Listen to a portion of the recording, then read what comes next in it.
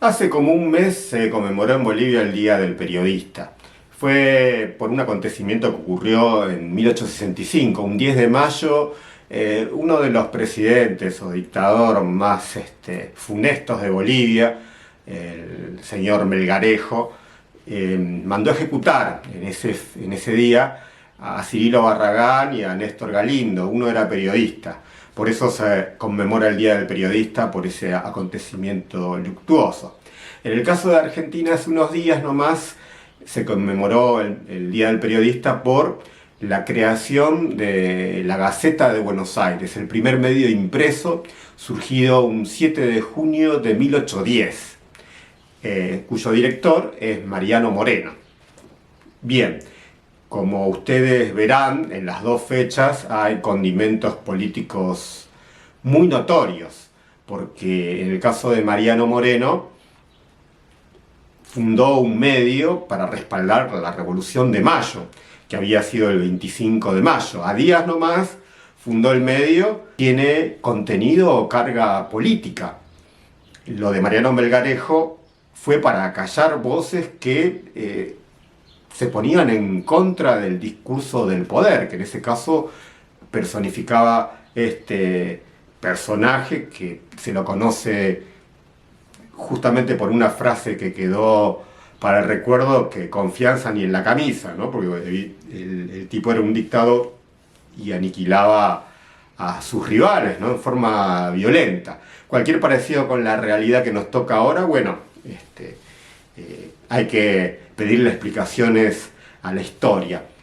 Comienzo con esto porque muchas de las demandas que se hacen al ejercicio periodístico es esta idea de objetividad, como si nuestra profesión pueda tener una asepsia de laboratorio, en lo cual manejamos o hay una idea de perfección o de santidad o de cosas que no ocurren en la realidad social, que está todo muy contaminado, muy mezclado, hay muchas cosas.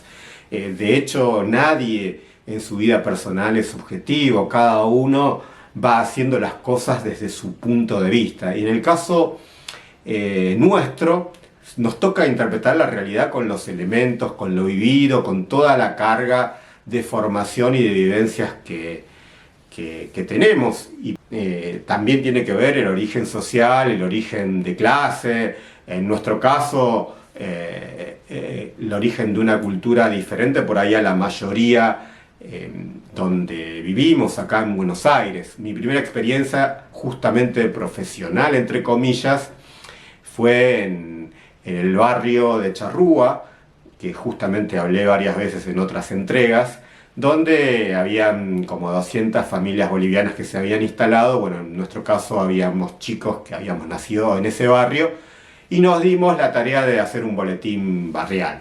De hecho, más o menos en la misma época también publicaba algo en la Escuela de Comercio 5, General San Martín, donde hacía mi secundaria.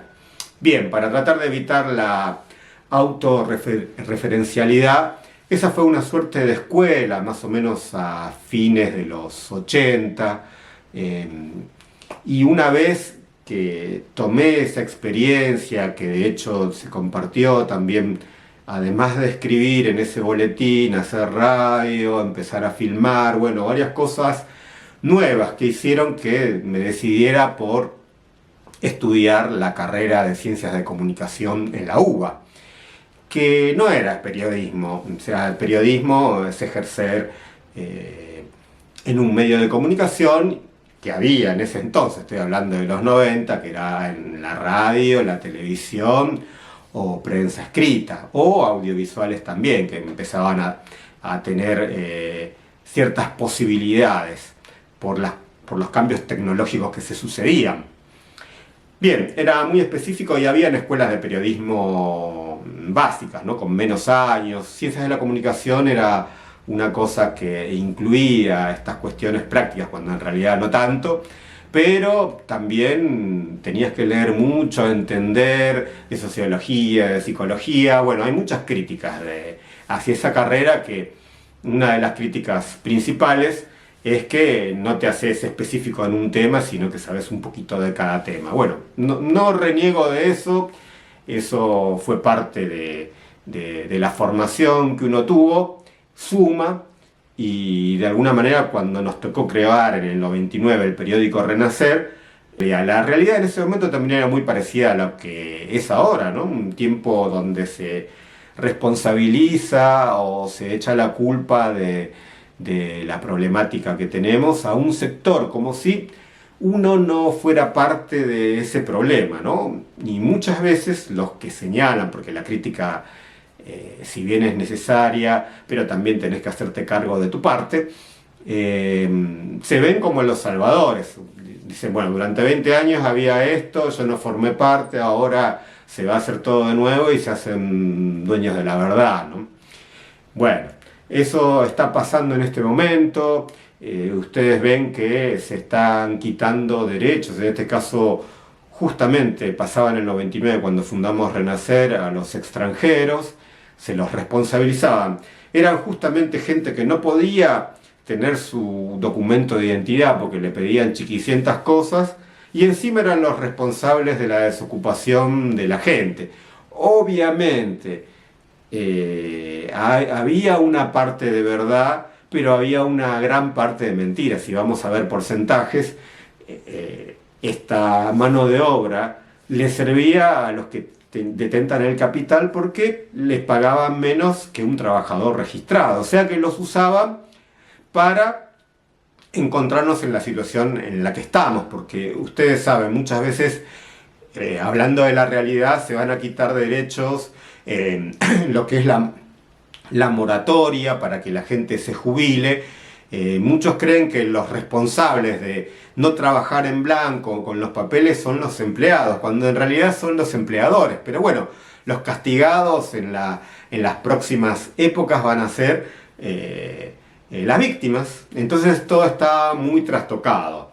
Por eso nos parecía muy importante que hubieran voces, ¿no? En esa época de las que comenzaba a dar mis primeros pasos, todavía las máquinas de escribir eran protagonistas de las redacciones. Ahora ya con un celular o con una computadora es algo súper necesario para hacer algo que se pueda mostrar a través de diferentes canales que fueron surgiendo en todo este tiempo. Por eso es importante tener en cuenta que Internet transformó la realidad de cómo nos informamos. Por una parte se puede ver que democratizó, a nosotros nos benefició el tema de Internet durante gran parte de los 26 años del medio, nos facilitó la posibilidad de manejarnos en equipo, siempre hay digamos, diferentes voces en un mismo equipo.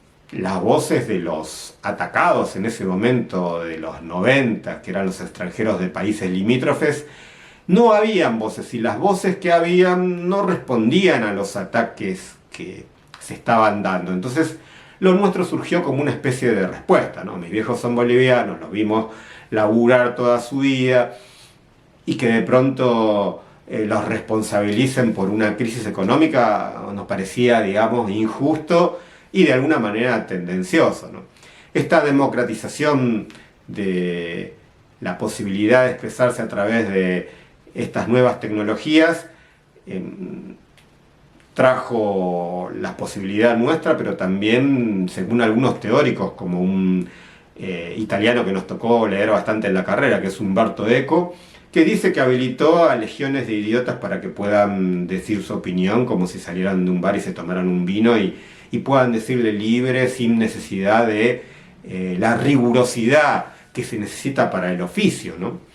Bueno, nosotros seguimos en el ruedo, tratamos de adaptarnos a estos nuevos tiempos. Por ahí a lo que no nos podemos adaptar es a ciertos lenguajes, ¿no? O a ciertos simplismos, ¿no?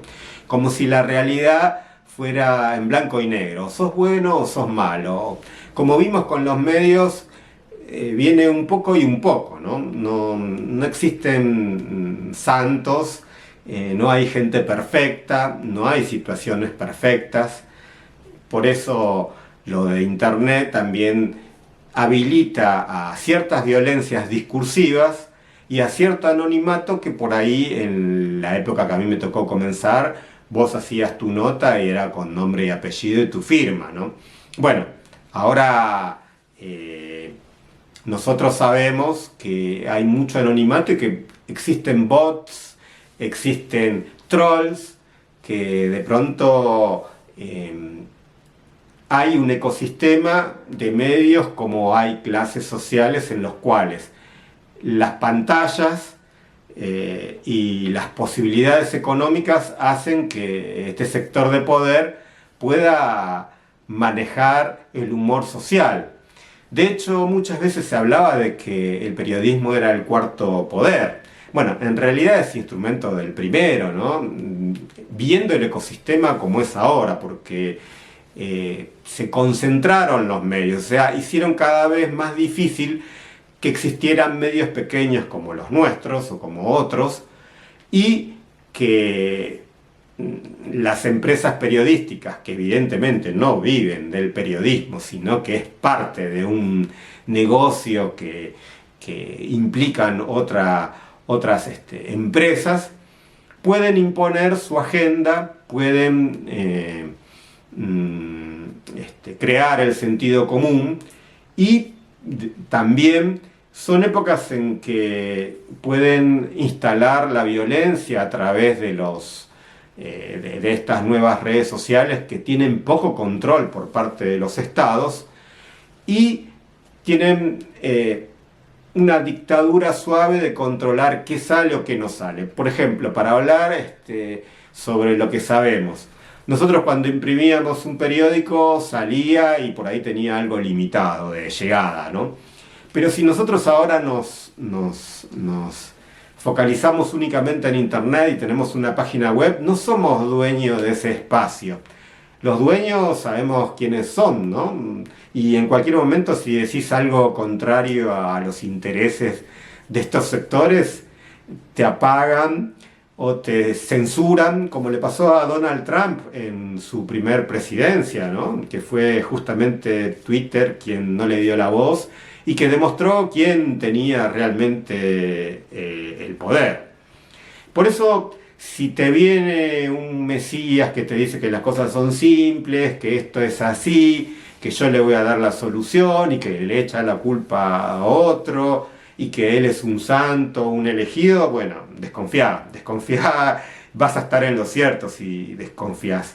Y más si te viene con la idea de que hay que anular, hay que expulsar, hay que silenciar o hay que aniquilar a otro. Ese puede ser tu hijo, puede ser tu primo, puede ser tu pareja, y no te gustaría que harían eso, porque bueno, nada, tenemos ideas, somos diferentes, tenemos ideas diferentes, no tenemos por qué pensar igual, pero podemos tratarnos con algo más de respeto. Eso se perdió hace un montón. A mí me tocó justamente en una reunión del barrio ayer ver cómo son las nuevas modalidades de charlar y de comunicarse, ¿no? Cómo las voces de los mayores son silenciadas por pulmones que tienen más fuerzas y que se imponen sobre las personas mayores. Se los trata como en esta cultura, ¿no? Como si fueran desperdicio. Bueno, en nuestra cultura eran detentores del saber. Y también en estos días está habiendo lo de la salada, ¿no? Ustedes están viendo por los grandes medios lo que está sucediendo. Bueno, en la salada se están queriendo adueñar de un negocio o sacar de encima algo que fue construido a través de las décadas. Y justamente fueron muchos de nuestros paisanos bolivianos que lo llevaron adelante. Los sectores excluidos que encontraron y hicieron, o sea, estaban excluidos e inventaron un nuevo lugar. No era algo que les vino, no. Así como también muchos bolivianos viven en el área rural y producen el alimento que comemos, crearon un nuevo espacio económico para poder insertarse acá en esta sociedad. Por eso hay muchas cosas que están en juego en estos días y el periodismo es un ejercicio necesario porque son voces como las nuestras que dicen cosas que por ahí no son muy agradables para el poder o para quien quiere tener la voz hegemónica.